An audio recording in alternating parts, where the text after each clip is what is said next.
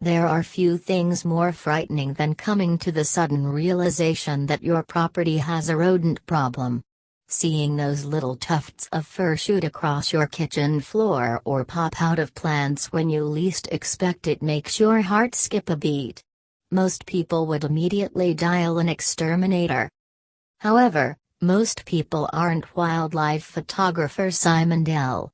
When he noticed a large group of mice lingering around his United Kingdom home, he didn't call an exterminator. Instead, he did something so unique it had people all over the globe wondering if he'd lost his mind. Simon Dell is a wildlife photographer who lives in Sheffield, England. Ever since he was young, he loved capturing the beauty of the world through a camera lens, and he has the portfolio to prove it. The diversity of life on Earth is a never-ending fountain of photographic opportunities, and Simon finds beauty in every species he captures. It's no surprise that Simon's two favorite genres of photography are humans and animal. Although he doesn't specialize in landscapes and scenery, Simon always has his camera with him and doesn't miss an opportunity to snag a photo of a serene setting. Nothing, however, prepared Simon for the photographic adventure he eventually took right in his backyard. As he was leaving his home one afternoon, Simon noticed a small mouse standing right outside his front door. The mouse immediately took off to the backyard where Simon found a large group of them scampering around. Simon, being a man who loved photography, had a wild idea. He headed to his garage where he had wood carving tools, and he started to cut, shave, sand before connecting small pieces of wood. Several hours later, Simon presented the mice with something incredible. He headed to his garage where he had wood carving tools, and he started to cut, shave, sand before connecting small pieces of wood. Several hours later, Simon presented the mice with something incredible. He built his tiny new neighbors a small village to welcome them. Most people would have dialed an exterminator, but Simon, who respected all animals no matter how pesky they might seem, wanted his new friends to know they had nothing to fear. Simon fashioned miniature cottages complete with minuscule human tools, like saws and shovels, to add to the authenticity. He hung drapes on the windows and prepared himself for an adorable photo shoot. Using some freshly picked berries and nuts, Simon lured the mice into the homes. Once the animals realized he wasn't trying to harm them, they climbed in and made themselves comfortable. Then, the snapshot frenzy began. Simon constructed some of the abodes using old fruit to give everything a colorful and natural look. Look at this cute little mouse peeking out from his inviting arch of apples. It looks like he's patiently waiting for his company to arrive. He didn't stop there either. Eager to bring the scenes to life, he added all sorts of minute details, like this tiny saw being used to hack into a massive maraschino cherry. There was even a larch gourd in Simon's garage. He was able to bore a hole inside to give his furry friends a nifty place to camp out while they watched over his backyard.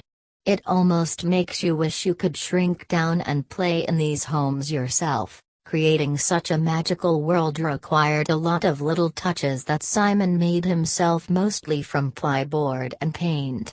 Luckily, the mice even loved the bits of wood scrap that his project generated. A small universe was forming.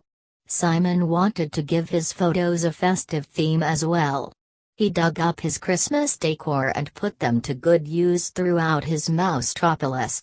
This adorable little lady can't wait for Santa Claus to visit. Look at the festive meal this young chap is about to dig into.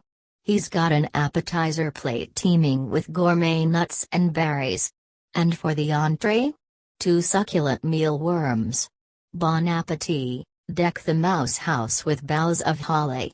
All this little fellow needs to be more in the holiday spirit is a perfectly sized tiny little Santa's hat. No, if this lucky mouse ever feels too lazy to forage for food, he literally has to just peek his head out his front door for a sweet snack.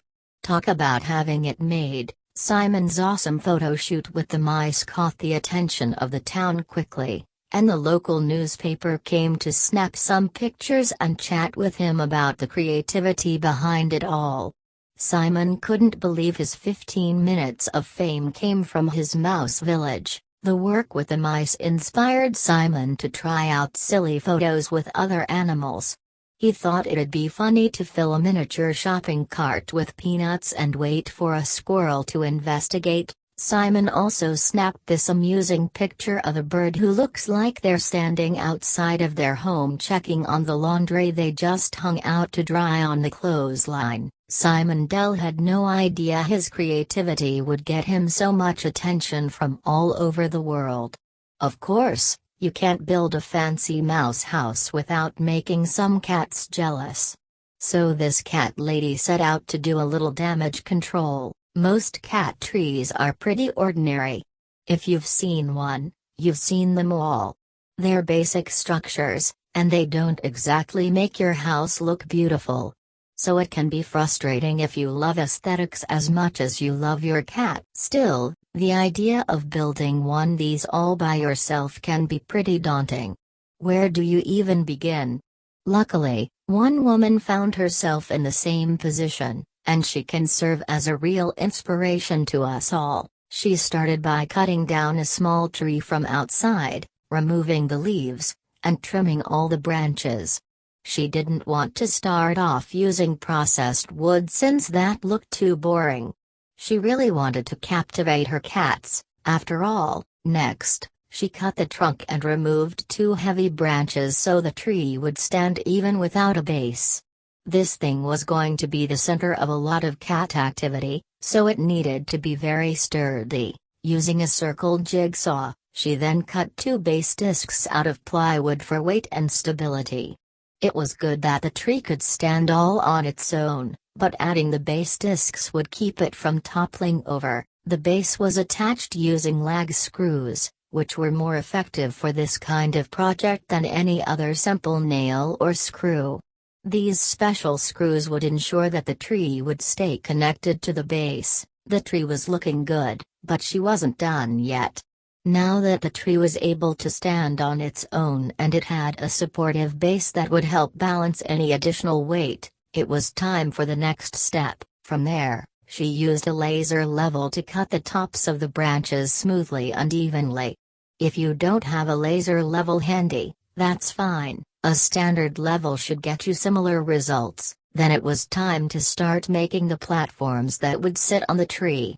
Rather than just cut into the wood, the woman carefully created shapes using stencils out of cardboard. Once this was done, she used the stencils to trace the shapes onto plywood. She then used a jigsaw to cut those shapes. Using a free-form saw, like a jigsaw, enabled her to more easily create naturally organic-looking designs. Using a belt sander, she rounded the edges to make the platforms safe for her kitties to play on.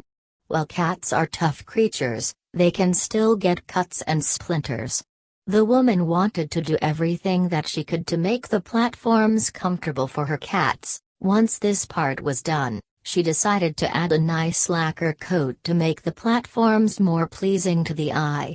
While shiny and smooth platforms wouldn't matter much to the cats, they would still make the whole project look finished. Once this part was done, she decided to add a nice lacquer coat to make the platforms more pleasing to the eye. While shiny and smooth platforms wouldn't matter much to the cats, they would still make the whole project look finished. Everyone knows how much cats like a good piece of carpet to claw, which got her thinking, perhaps what her platforms really needed was a nice patch of carpet for them to really tear up. So she went to work on cutting carpet. Finally, she added some rope so the cats would have plenty of texture to grip while they were climbing. Although the cats would probably have no trouble climbing the bare branches of the tree at all, the rope was an added measure that would also help preserve the tree trunk, and presto! That's one impressive kitty playground. While it might be indoors, there was no denying that this DIY cat tree managed to completely capture the beauty and wonder of the outside world. These were some seriously lucky kitties. One of her cats even gave it a thorough inspection. You can tell that this cat was totally elated to start climbing up and exploring her new tree. Cats spend so much of their day lying around, and it's nice to see they appreciate the new activity. This DIY cat tree was clearly a hit. Just an hour after it was installed, the woman's cats were making good use of it. At first, they just seemed curious about the new addition, but before too long they totally made it their own. Now, the owner didn't have to worry about her cats messing up her furniture. This kitty seemed to have accepted that this tree was his new happy home. Not a bad spot to lounge around, huh? Hopefully, these cats didn't start fighting over who claimed the top perch. Really, there isn't a bad perch on the whole tree. These cats should know how lucky they are to have a mom who loves them so much.